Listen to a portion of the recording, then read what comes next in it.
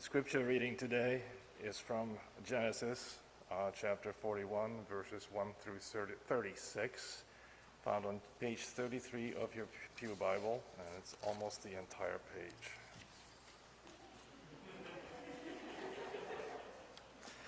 After 2 whole years, Pharaoh dreamed that he was standing by the Nile, and there came up out of the Nile 7 sleek and fat cows, and they grazed in the reed grass.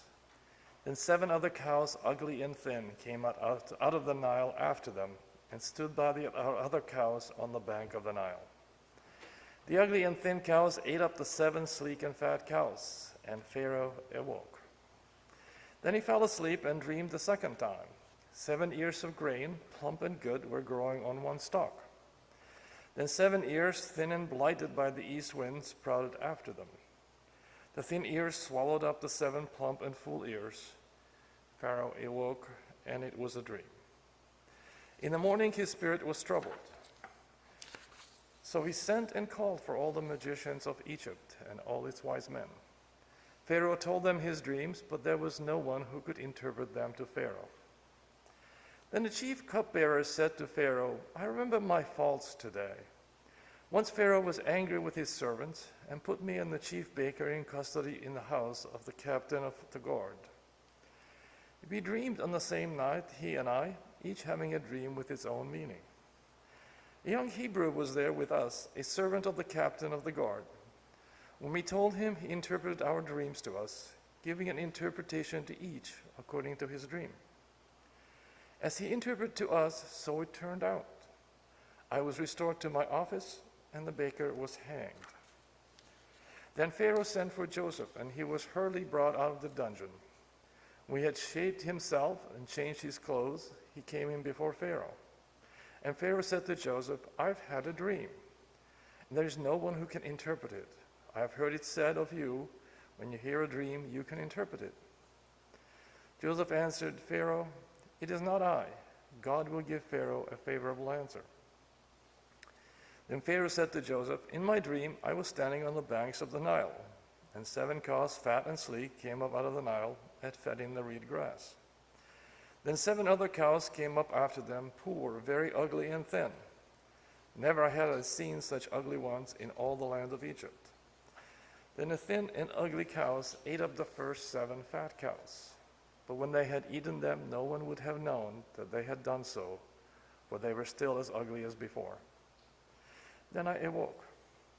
I fell asleep a second time, and I saw in my dream 7 ears of grain, full and good, growing on one stalk, and 7 ears withered, thin, and blighted by the east wind, sprouting after them, and the thin ears swallowed up the 7 good ears. When I told it to the magicians, there was no one who could explain it to me." Then Joseph said to Pharaoh, "Pharaoh's dreams are one and the same. God has revealed to Pharaoh what he is about to do. The 7 good cows are 7 years, and the 7 good ears are 7 years. The dreams are one. The 7 lean and ugly cows that came after them are 7 years, as are the 7 empty years blighted by the east wind. They are 7 years of famine. It is as I told Pharaoh. God has shown to Pharaoh what he is about to do. There will come 7 years of great plenty throughout all the land of Egypt. After them there will arise 7 years of famine, and all the plenty will be forgotten in the land of Egypt. The famine will consume the land. The plenty will no longer be known in the land because of the famine that will follow, for it will be very grievous. And the doubling of Pharaoh's dream means that the thing is fixed by God, and God will shortly bring it about. Now therefore let Pharaoh select a man who is discerning and wise, and set him over the land of Egypt. Let Pharaoh proceed to appoint overseers over the land, and take 1/5 of the produce of the land of Egypt during the 7 plenteous years. Let them gather all the food and these good years that are coming, and lay up grain under the authority of Pharaoh for food in the cities, and let them keep it. That food shall be reserved for the land against the 7 years of famine that are to befall the land of Egypt, so the land may not perish through famine." Here ends the reading, and may God bless these words to our understanding.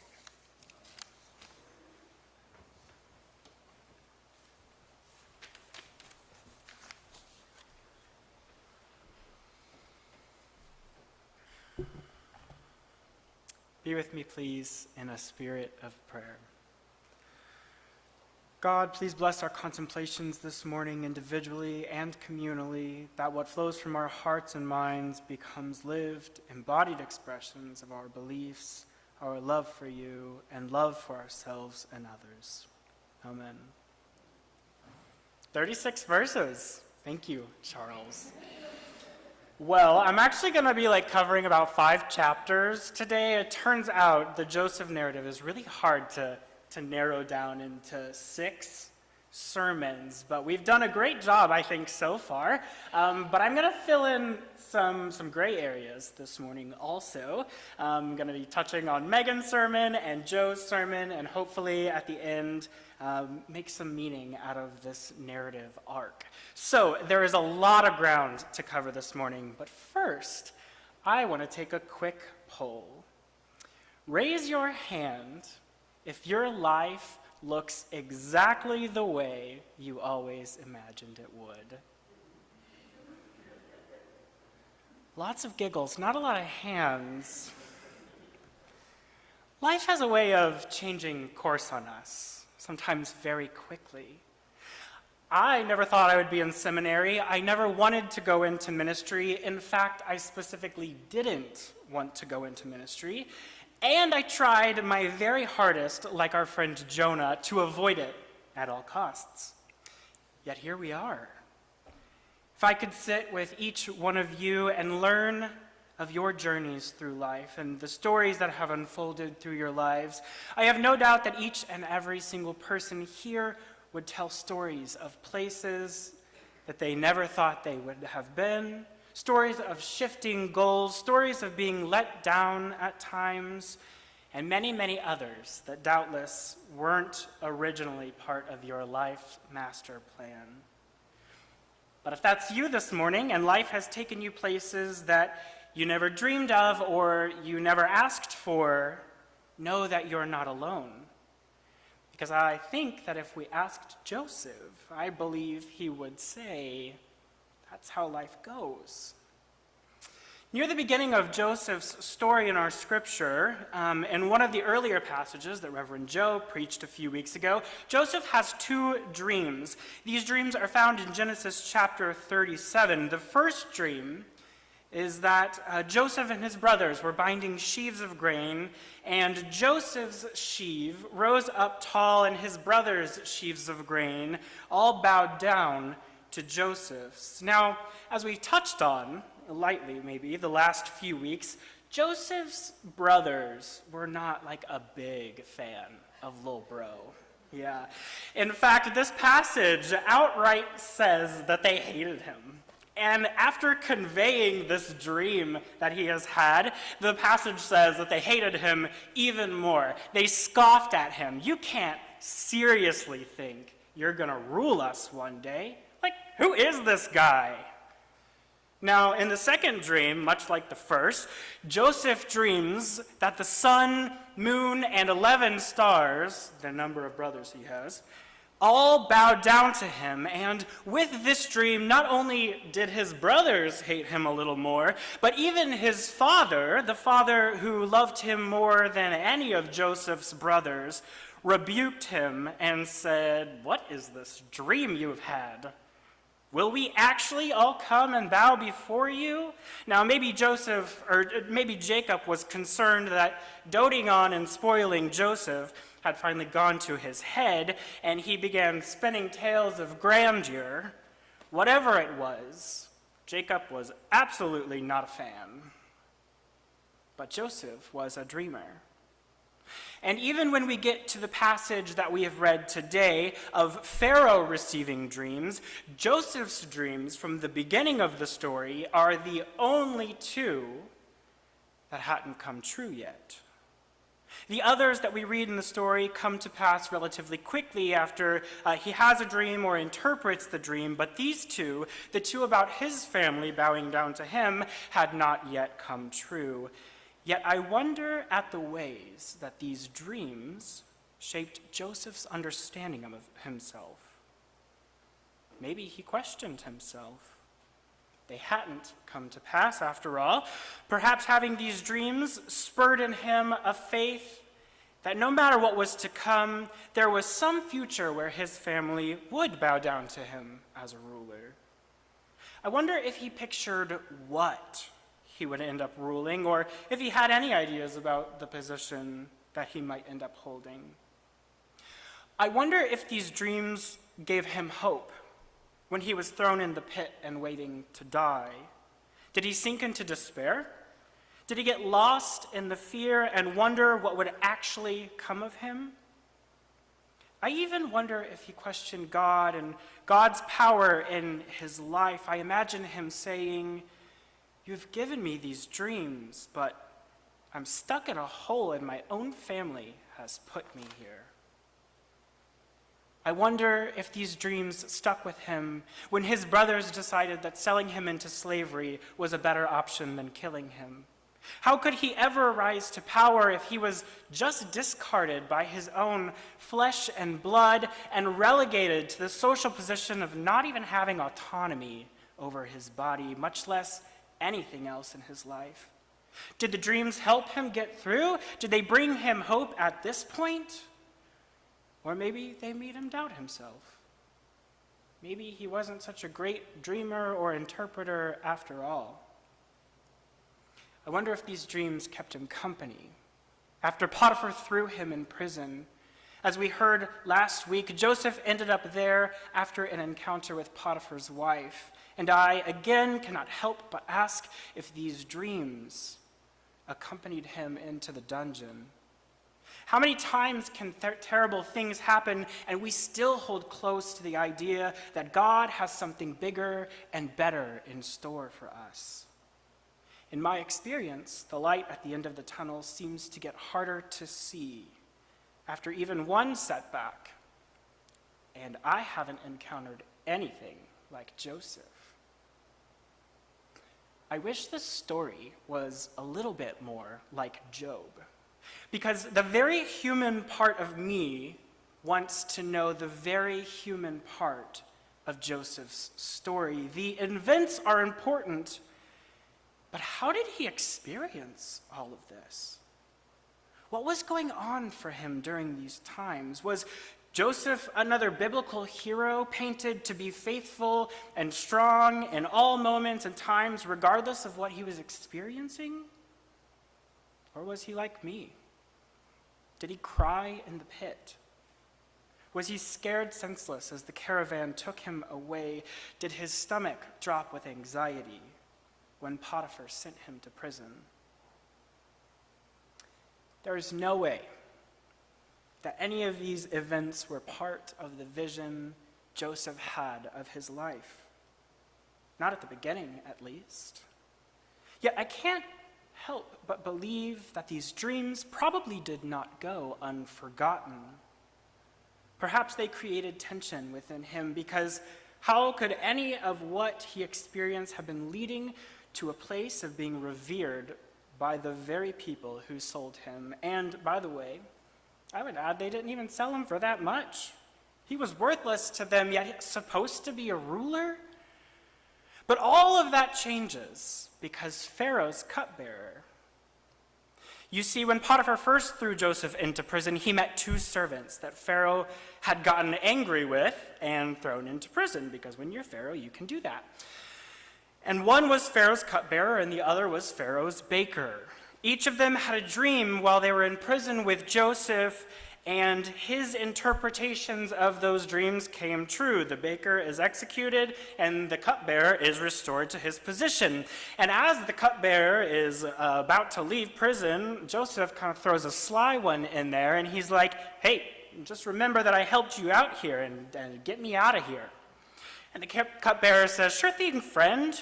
But he was probably really just very interested in not being in prison anymore. And so he forgets that Joseph interpreted his dream. And then today we find ourselves 2 whole years later. 2 years. And it's all because Pharaoh has 2 disturbing dreams that he doesn't know what to do with, his magicians don't know what to do with, and none of the, quote, wise men know what to do with.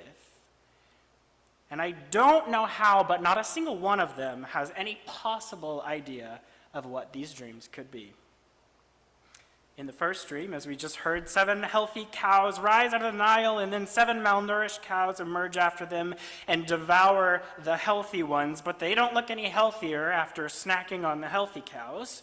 And the second dream is about grain. 7 healthy ears of grain grew, and then after that, 7 unhealthy ears of grain grew. It says, blighted by the east wind. And then the unhealthy ears of grain ate up the 7 good ears. These dreams left everyone confused and with no idea of what they could possibly mean. But then, the cupbearer probably has a moment, scratches his head. Oh yeah, I told that kid I wouldn't forget him. Oh yeah. But after 2 years, he finally speaks Joseph's name to Pharaoh, who immediately summons him. And lo and behold, God offers an interpretation through Joseph. And not only does Joseph have the interpretation, he somehow also has a game plan. Joseph says it's drought and famine, 7 good years, 7 bad years. We have to store up food during the time of plenty to make it through the bad times. And Pharaoh says, okay, great, you do that. You're in charge of my house now. And suddenly, we see a turning point. Joseph, sold into slavery by his brothers and having spent years in prison, is now the second most important person in Egypt. Now, I guess that Joseph's brothers didn't know the advice that Master Oogway gives Master Shifu in my favorite movie, Kung Fu Panda, that one often meets their destiny on the road they take to avoid it. But had Joseph's brothers never sold him into slavery and he didn't end up in Egypt, perhaps his dreams would not be coming to fruition. Still yet, I doubt whatever scenario of rising to power Joseph had in his mind involved being betrayed by his brothers, being sold into slavery, going to Egypt, being thrown into prison, and then rising through Pharaoh to a place of great importance. Yet there he was. His dreams were coming to fruition, being fulfilled, and my very human self can't help but to find comfort in this. Because my calling, what I dream for myself, my innermost drive in this world, is to be a presence of compassion and healing. And if you had asked me 10 years ago how I would live into that calling, that dream that I have for myself, I would have told you that I wanted to be a doctor. That's how I was going to do it. Doctors help people, so I'm going to be a doctor. If you asked me 5 years ago, I would have told you I was going to be a musician, a collaborative pianist. It's going to be so much fun. I'm going to make music, make everybody feel good, and that's how I'm going to fulfill my calling. And now, if you asked me, I might tell you that I have absolutely no idea. No idea what I'm doing, but the places I have found myself in have left me with a deep sense of feeling in the core of my being that I am in the right place, doing exactly what I am supposed to be doing. And yet everything I'm doing is painfully challenging. I'm learning and doing more than I ever thought I would, learning new skills that at times challenge my very being, which can make for very uncomfortable work. But this story brings me comfort because, as Megan reminded us a few weeks ago, the story is not over. As she reminded us, if at any point before Joseph's rise to power we were to stop reading the story, it would be dissatisfying and possibly disturbing to us because some strange and tragic things happen to Joseph, but the story isn't over. Even in this passage that we read today, there is more prophetic fulfillment yet to come. And I am reminded that my story is also not over. It is okay if I don't know, or if I am not where I thought I would be, doing what I thought I would be doing, and if my life doesn't look as I had originally planned it. Your story is not over. Our dreams may not come to fruition in the ways that we picture, and yet we may still find fulfillment. And I would add that though not every step I have taken in my life has yielded fruit that has carried forward, much of what I have learned along the journey has produced a change in me or taught me something that had I not had those experiences, I would be less equipped to do what I am doing now. Help comes from unlikely sources when we're open to it. Joseph probably never would have guessed that the Pharaoh of Egypt would be the key to his success. He wasn't even Egyptian. My hope is that many of you feel the same way about your stories. Maybe life doesn't look like you had hoped for or expected, but that you feel the sense that there is beauty in it that you wouldn't trade for the world. My hope is that if you are in a place where you just aren't sure, maybe you're questioning everything, and everywhere you turn, there seems to be no solid footing, that you can remember that your story is not over. Perhaps you're having some moments like Joseph's, being betrayed by something or someone you thought you could count on, or feeling all the heavy feelings that can accompany the trials of life. Maybe you are actively struggling in some way. I pray that you may all remember that your story is not over, and there may be fulfillment on the other side, for God is a God of faithfulness and grace. And God may take us down paths unknown, but God also accompanies us in the valley. May it be so, and amen.